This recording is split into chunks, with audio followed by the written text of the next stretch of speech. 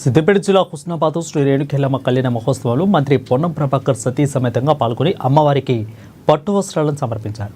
ప్రత్యేక పూజలు చేసి అమ్మవారి కాళ్లకు 6 కిలోల 2 వెండి తొడుగులను సమర్పించి మొక్కులు చెల్లించుకున్నారు. ఢోలు వాద్య కళాకారులతో కలిసి నృత్యం చేసి అందరినీ ఉత్సాహపరిచారు.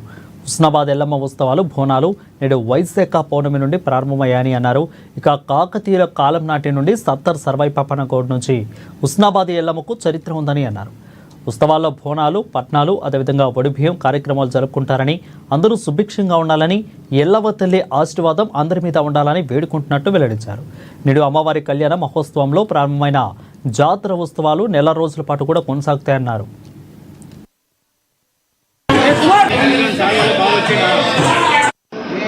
మళ్ళీ పౌర్ణమి దాకా జరిగే ఉత్సవాల్లో లక్షలాది మంది పాల్గొంటారు. పక్క రాష్ట్రాల నుంచి, పక్క జిల్లాల నుంచి కూడా అందరికీ స్వాగతిస్తూ ఉన్నాం. అన్ని రకాల ఏర్పాట్లు ప్రభుత్వ పక్షాన, అధికారుల పక్షాన అన్ని రకాల అంశాలు ఇక్కడ చేయబడుతూ ఉన్నాయి. దైవం ఎల్లమ్మ తల్లి అంటే ఆనాడు కాకతీయుల కాలం నుంచి సర్వాయి పాపన్న దగ్గర నుంచి ఈ యొక్క దేవాలయానికి ఒక చరిత్ర ఉంది.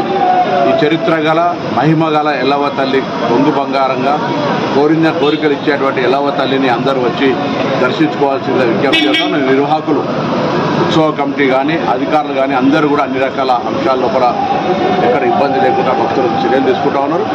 బోనాలు వేసినా, పట్నం వేసినా, దేవుడికి మొక్కిచ్చినా, ఏ ఒడిబియ్యం పోసినా అన్ని రకాలుగా వేడుక లోపల జరుపుకొని బంధుమిత్రులందరినీ పిలుచుకొని హుస్నాబాద్ పట్టణం అంతా కూడా, హుస్నాబాద్ నియోజకవర్గం అంతా కూడా సుభిక్షంగా ఉండాలని అందరూ కోరుకుంటూ, బంధుమిత్రులందరూ పిలుచుకొని ఒక వేడుకగా జరుపుకోవాలని కోరుకుంటూ, తప్పకుండా ప్రభుత్వం నుంచి కూడా అన్ని రకాల చర్యలు తీసుకుంటాం. ఈ ఉత్సవాలకు ఇబ్బంది లేకుండా ఆ ఎల్లవ్వ